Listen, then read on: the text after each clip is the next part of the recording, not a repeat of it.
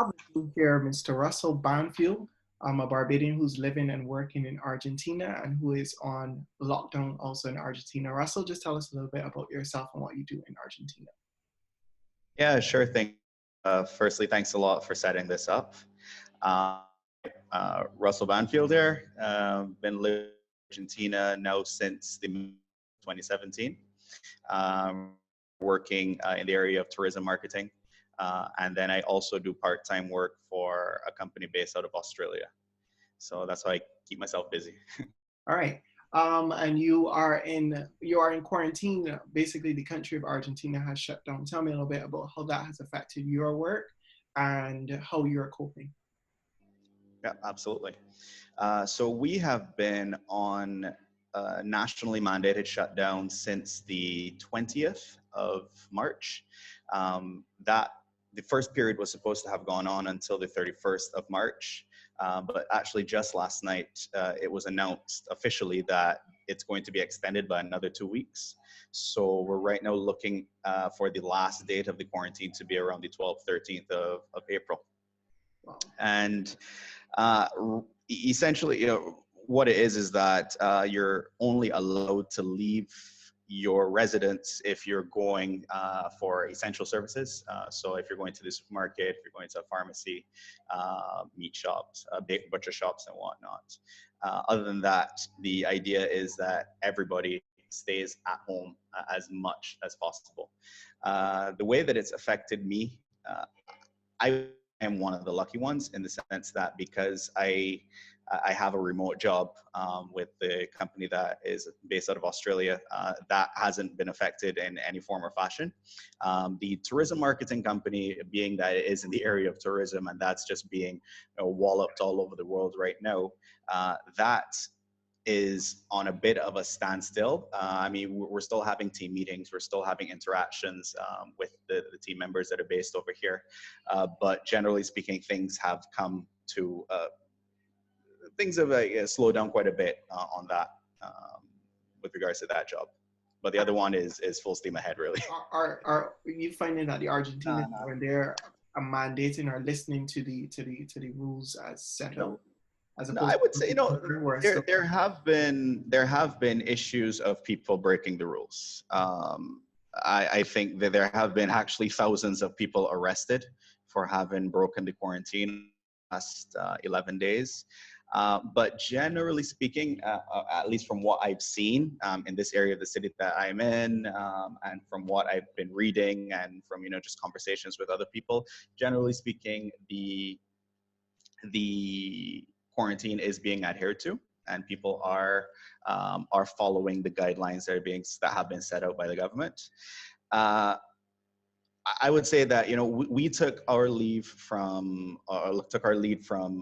not wanting to be like Italy. From the time that I saw the cases really popping up in Italy and then subsequently Spain, I knew, okay, really and truly, it was only a matter of time before that was going to get here.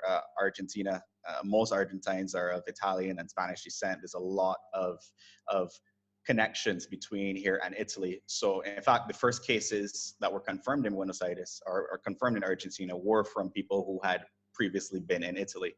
And so a lot of very, very strict measures were taken rather early here. I think we're at about 150 cases, confirmed cases, when the lockdown was announced in the country. Right now, we are at about, I think, 900. And we're hoping then, to then see this quarantine take place over the next few weeks because of the incubation periods and whatnot. Any quarantine for 2 weeks or whatnot is not going to have an immediate effect. You're keeping it so calm. And we have some people here that freak out almost every time there's a new confirmed cases. How do you manage to stay so calm? Well, I will tell you that the first 2 days of the government mandated quarantine were difficult for me. Very, very, very difficult.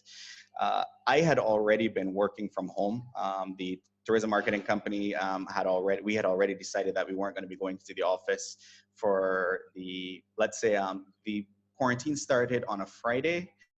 So I had already been working from home since the Monday of that week. So I was pretty much just based out of the apartment. But then when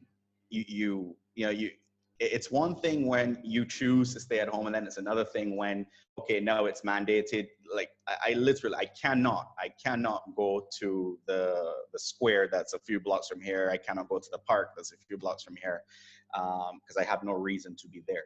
Mm-hmm. So I think getting used to that idea of just proper restrictions did take some time, and I did kind of feel myself perhaps kind of going over the edge a little bit. But that was in the first few days. Like for day one, day two were very difficult, where I was kind of like watching the hours and the minutes, seconds just tick by, and they weren't going anywhere. And I did kind of feel myself a bit, like losing it from time to time. But the way that I got around that was actually like talking to people here, talking to people, friends of mine who are based in Barbados. And I would say that, I mean, as weird as it sounds, it kind of just became like a new normal. Mm-hmm. And so I'm somewhat used to it now, or I've become used to it. And so actually the days have kind of flown by. It also helps that I don't live alone here. So I have flatmates, and there is a constant interaction and conversations that happen with my flatmates. But it's happened on more than one occasion here where we've just been like, hey, what day is today? Because the days just mesh together and we can't remember. Was that 3 days ago? Was that 4 days ago? Was that yesterday? Was that this morning? I can't even remember.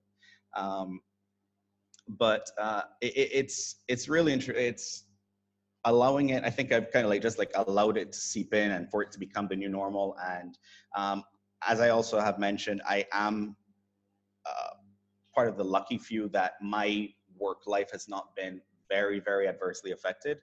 So I do have that to keep me going. I do have that to keep my mind occupied. But then also like looking for other things with the extra time that I would have to do, be it conversations with people, be it movies, be it something, a skill, learning something that I've been putting off for a while. So, I've been able to find ways to occupy my time, and really and truly the days have just been flying by. Okay, and you have family here in Barbados. Have you also kept in contact with them, and any plans to come back? Are you staying put? Well, the entire family is in Barbados. I'm here by myself. So my parents, my siblings, niece and nephew, everybody's in Barbados. And even if I wanted to go back right now, there is literally no way I can. The only, let's say, flights between here and the US have been on hold since the middle of the month. I think it was about the middle of the month that they had shut down flights between here and the US. And then Kobie Airlines, which would have been the other connection between here and Barbados, flying through Panama City, they suspended their flights as of the 22nd of March. So really and truly, I even if I wanted to really just hop on a plane right now and go home, there is no option of doing that. And yeah, that's I think the only bit of advice that I can give to people is to really just stay at home. If you do not have to leave the house, do not leave the house. Things can wait. Barbados, as far as I know, is in this 2 week under the 2 week curfew. Have virtual dinners. If you talk to people, take advantage of the technological advances that we have at our fingertips. Everybody has a cell phone, everybody has WhatsApp, everybody has access to these things. Take advantage of that at this time, but try to limit the forays, try to limit going outside, because we really do not want to see Barbados become like a Spain, like an Italy, like the US. Really and truly do not want that to happen there. Well, thanks again so much, Russell, for taking the time to do this interview with me. And again, keep safe, buddy.